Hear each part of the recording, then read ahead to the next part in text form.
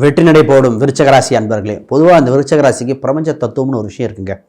சித்தர்கள் ஞானிகள் அழுதுனது. அதாவது ஒரு சில விஷயம் எங்கள் குருநாதர்கள் இந்த விருச்சக ராசி பற்றி சொல்லும்போது எங்களுக்கே ஆச்சரியமாக இருந்தது. ஒரு ராசி தத்துவத்தில் இவ்வளோ விஷயம் இருக்கா? இந்த ராசியில் இதெல்லாம் பண்ணி ஜெயிச்சிருக்காங்க. அதை வாய்ப்பை மிஸ் பண்ணி தோற்றது பல எக்ஸாம்பிள் பார்த்தோம். அந்த சூட்சுமத்தை சொல்கிறேன் பாருங்களேன். நீங்கள் வாழ்க்கையில் இதெல்லாம் கடந்தால் வந்திருப்பீங்க. இந்த டிசிஷன் இப்படி எடுத்திருந்தால் ஜெயிச்சிருப்போம், இதை பண்ண மாட்டிக்கிட்டேன் அப்படிங்கிற இதை கேட்டு பாருங்களேன், உங்களுக்கே ஆச்சரியமாக இருக்கும். ரைட், புதுசாக பார்க்குறவங்க சப்ஸ்கிரைப் பண்ணிக்கோங்க. கேள்விகள் சந்தேகம் கமெண்ட் பண்ணுங்கள். நான் உங்கள் ஸ்ரீ சுபம் விஜயகுமார். முதல்ல விருச்சக ராசி, இது ஒரு ஆராய்ச்சி மனப்பான்மை உண்டுங்க. இதுவே ஆழ்ந்து சிந்திக்கிற ராசி. இதுதான் நல்லா சிந்தித்து செயல்படக்கூடிய ராசி. பேச்சு திறமை உண்டு, வாக்குப்பளிதம் உண்டு. இங்கே தான் ஹைலைட்டு. நீங்கள் சொல்கிற சொல் ஜெயிக்கும். நல்லது சொல்லுங்கள்.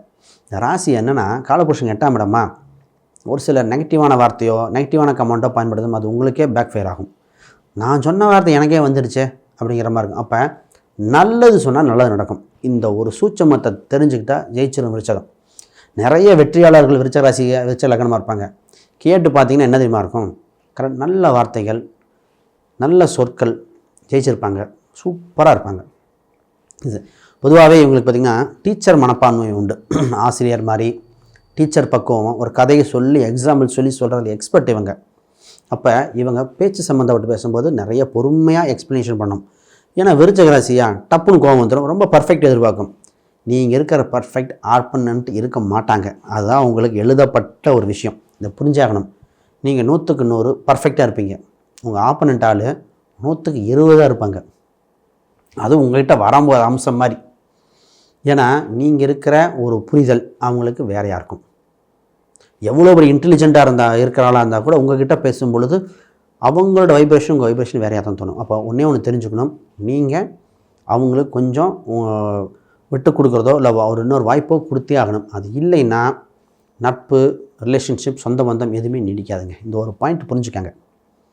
30 வயசுக்கு மேலே மிகப்பெரிய வெற்றி இருக்கும். நிறைய சாதனையாளர்களாக விருச்சக ராசி 30 வயசுக்கு மேலே படிப்படியாக டெவலப் ஆவாங்க. நிறைய அனுபவம் கிடச்சிடும். சிறு வயதில் நிறைய அனுபவம், கஷ்டப்பட்டதுலேருந்து சந்தோஷத்தை அனுபவிச்சதுலேருந்து எல்லா வகையான ப்ளஸ்ஸு மைனஸையும் சிறு வயதிலே அனுப்பிச்சுவாங்க. வாழ்க்கையில் வரும்போது பெரிய லெவலில் வந்துடுவாங்க. இவங்களுக்கு ஒரு நல்ல விஷயம் நடக்குதா, அதுக்கு மெயின் காரணம் இவங்க தான். இவங்களுக்கு ஒரு கெட்ட விஷயம் நடக்குதா, அதுவும் இவங்க தான் காரணம். அப்போ நல்லது கெட்டது, இந்த நிறைய புராண கதைகளை சொல்லுவாங்க, நன்மையும் தீமையும் பிறர் தர வாராங்கிற மாதிரி இவங்களுக்கு நடக்கிற அத்தனையும் இவங்களால் மட்டும்தான் முடியும். சரி, பொதுவாகவே இவங்களுக்கு சொத்து சுகங்கள் அமைச்சுக்கிட்ட அப்புறம் தான் ஒரு இடமோ சொத்தோ அமைச்சுக்கிட்ட, அது ஒரு இடம் மட்டும் இன்னொரு இடம் தள்ளி அமைச்சுக்கிட்டதுக்கு அப்புறம் பெரிய லெவலில் வந்துடுவாங்க.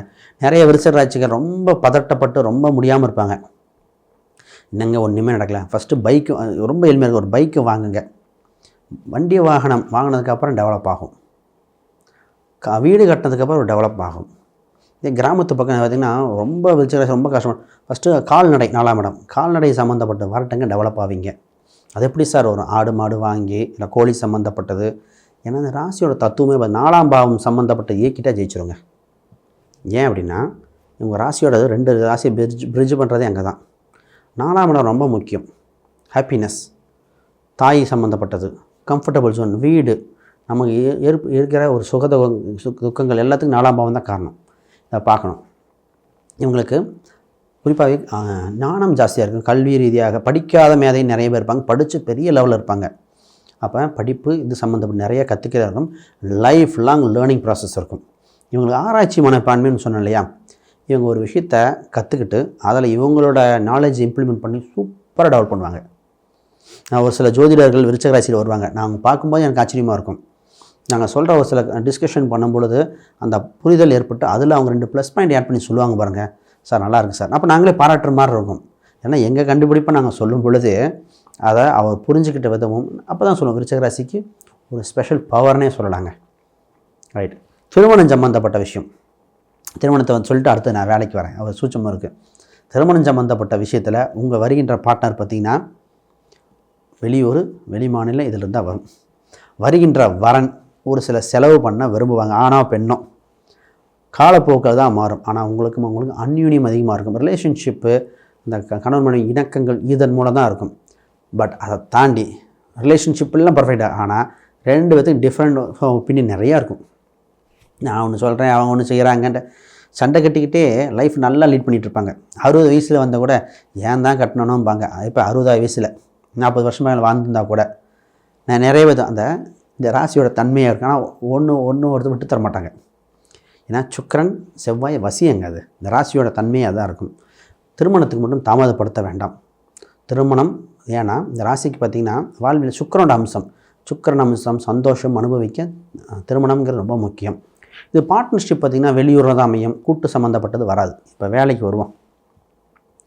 வேலை செய்கிற இடத்துல ரொம்ப பர்ஃபெக்ட் பார்த்து நல்ல பேர் வாங்குறது தான். அந்த பர்ஃபெக்டை மேலதிகாரிகள்கிட்ட பார்த்து மாட்டிக்கிறது தான். அப்போ நம்ம மேலே பர்ஃபெக்ஷன் எந்த அளவுக்கு பார்க்குறோம், யார்கிட்ட பேசுகிறோம், கீழ் லெவலில் இருக்கிற வரைக்கும் உங்களுக்கு மேலே போயிட்டே இருப்பீங்க. மேலே போனவொடனே அட்ஜஸ்ட்மெண்ட்டுன்னு ஒரு வார்த்தை கற்றுக்கிட்டே ஆகணும். நான் நிறைய பேர் பார்த்துட்டேன். காலேஜில் ஒருத்தர் சாதாரணமாக ஒரு அசிஸ்டன்ட் ப்ரொஃபஸராக இருந்தார். அடுத்ததில் பார்த்திங்கன்னா ஹெச்ஓடி ஆனார், ரிசர்ச் டீன் அந்த அளவுக்கு போயிட்டார். இந்த டீன் லெவலில் வரும்பொழுது மேலதிகாரிட்ட அட்ஜஸ்ட்மெண்ட் இல்லாமல் ஜாபே போயிடுச்சு. நான் அவ்வளோ சொன்னேன். என்னோட ரொம்ப பெரியவர், சார் கொஞ்சம் விட்டு கொடுங்க. எப்படிங்க சொல்லலாம், இந்த கம்பெனி நான் தான் டெவலப் பண்ணேன், இவர் தான் பண்ணியிருப்பார்.